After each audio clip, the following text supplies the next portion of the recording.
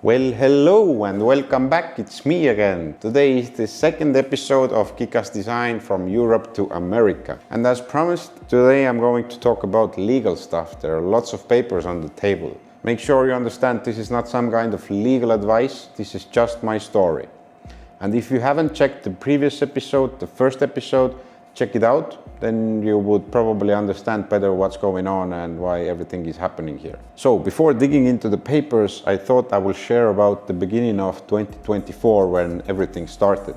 Obviously, with this simple idea of opening up KikasDesign in US, lots of questions arose. The first one was, US is huge, where to go? So previously I have been to LA, Miami, New York. So as a tourist, I know a little bit about them, I have seen them, but I understood that US is huge, maybe there's like a better place for me. So I decided to call one of my good client/friend.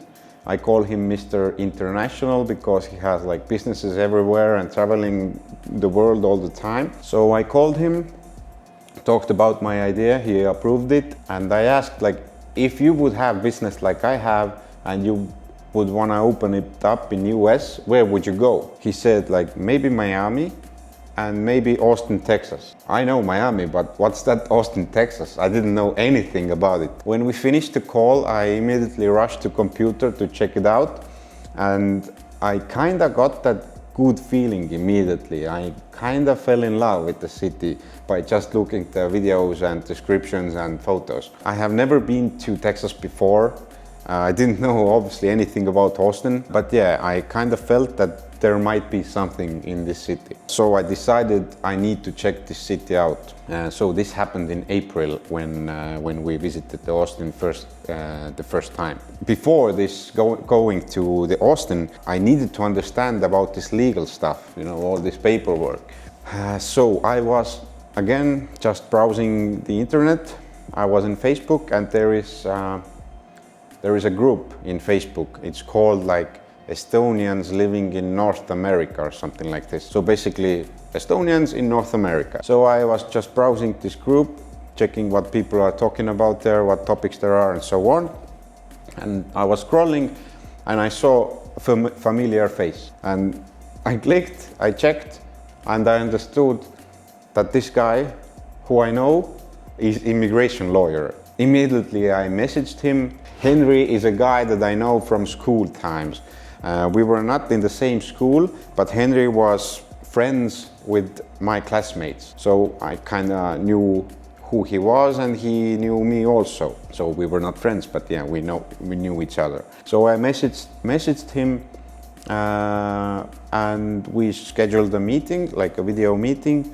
Well, I explained my business and my idea, and he explained then what options I have, what I need to do. So it's everything here now.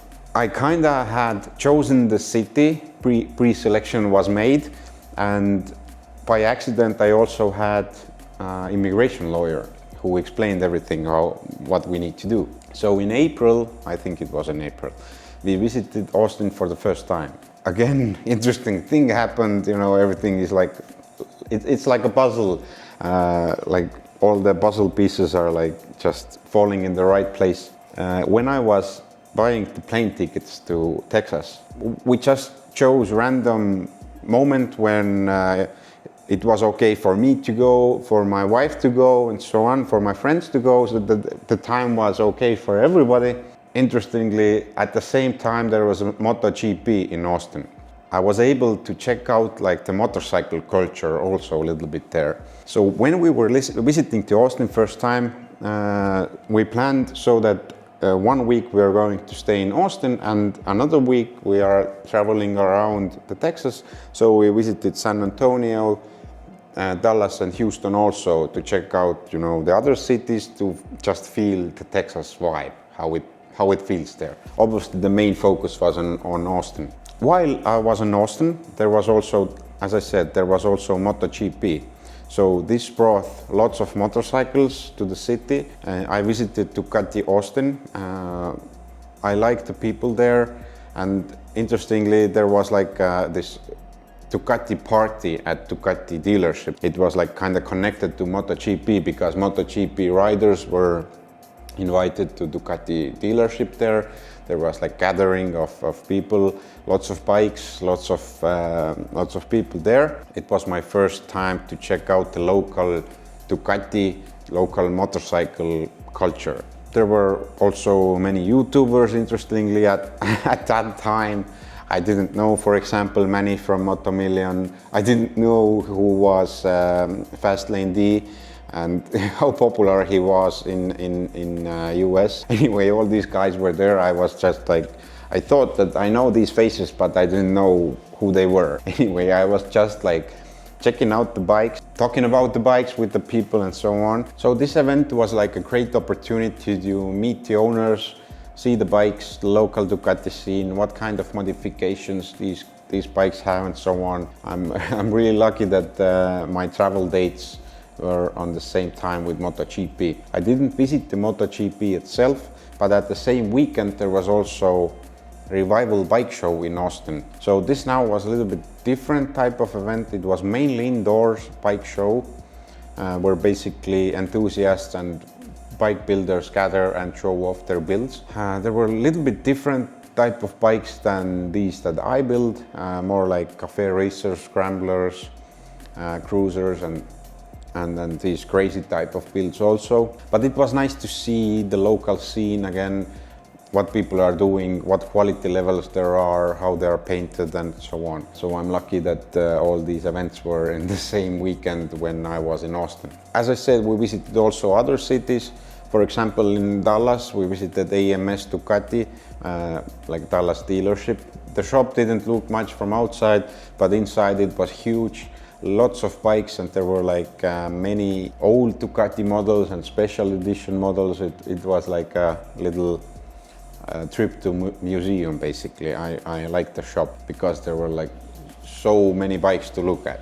So everything in Texas went well. I loved the city of Austin. Now I basically had the location and I had immigration lawyer. What's next? So talking with Henry, we understood that in my case I would go for E2 investor visa. There are lots of different visa types that US issues, but in my case E2 investor visa was basically the only and most reasonable one. E2 is only business related, so basically idea is that you will have business in US and I will be able to go to US to run my business there. So everything business related. E2 is normally issued first for five-year period, and after these first 5 years they evaluate your business, see how you're doing, and then if everything is okay, then they can extend it by 2 years, then again by 2 years, again by 2 years, and so on. So as said, everything is business related with E2. You would either need to have a running business in US or ready to run business in US. As I don't have like running business there, then I need to prepare everything that if they issue me the visa, then I can immediately start the business there. So for that, first thing was to register a company in Texas. There are many ways how to do it. There are lots of online services for it too, but I chose to go old school. Henry introduced me. Henry introduced me to another Estonian living in US, Taavi. Taavi is business lawyer there. Taavi helped me out with all this business registration things. Actually, it was quite easy process, or he made it easy for me. I don't know. It cost around maybe $500, something like this, and it didn't take long. So first, as said, business was registered in Texas. They just check if this name you choose is available and so on.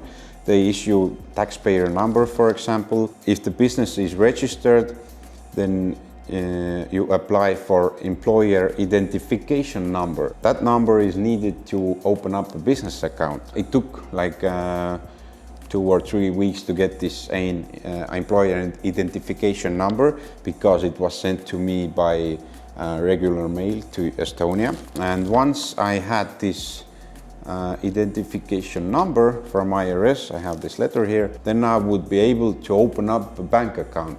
But then I got stuck. The problem was that there are three things that I got stuck with: address, bank account, and phone number.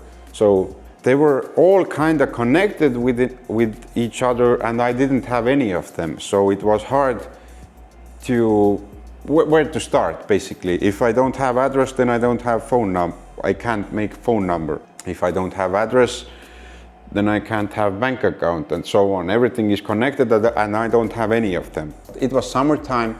I had lots of work also in Estonia, and yeah, at one point I just sat behind computer and decided, okay, I need to do it somehow. For phone, I started with phone number. I downloaded some kind of app. It's called Open Phone. It's like you pay in app and you will have like US phone number inside this app. I don't have any SIM card or eSIM or something. It's just like through app. But anyway, it is US phone number. So I tried to have bank account because obviously I need bank account to make investment into my US company. It proved to be a little bit harder than I thought, because most of the US banks need you to have like actual US address, but I don't have any actual US address. So I found a bank called Mercury Bank, and I was able to use, basically my Estonian address and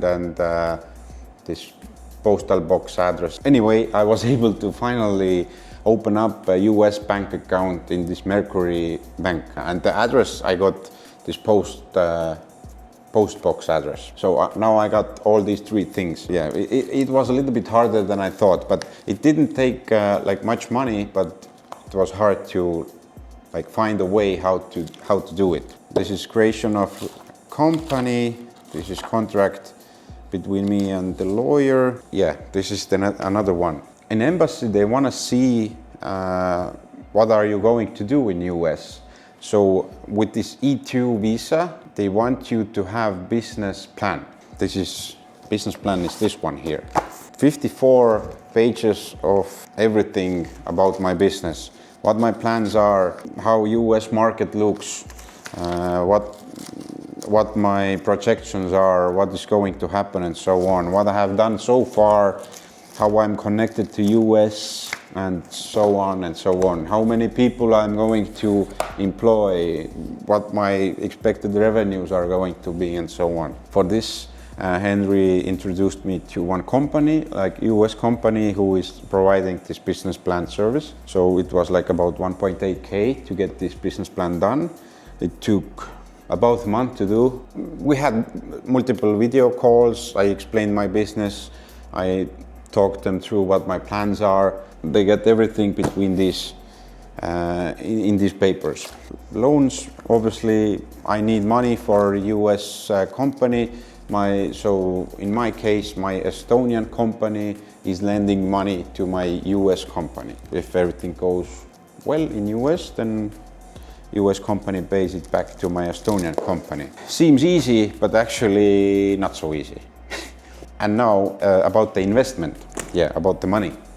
This E2 visa requires you to, it's stated there somehow like invest substantial amount of money into the business. So there is like no minimum requirement how much money you have to put in your US company, but substantial amount. This means that, that the amount of money and the business type has to be some kind of, in correlation. Basically, if you're going to open up a nuclear power plant, then you can't go with $100,000 and open up a nuclear power plant. But to open up a small custom motorcycle shop, it's doable. So everything has to be like logical. For now, I have loaded money into my US bank account, and we are ready to go back to Austin and go to our investment trip. This means that I need to go to Austin because I chose Austin to be my location. You need to go to US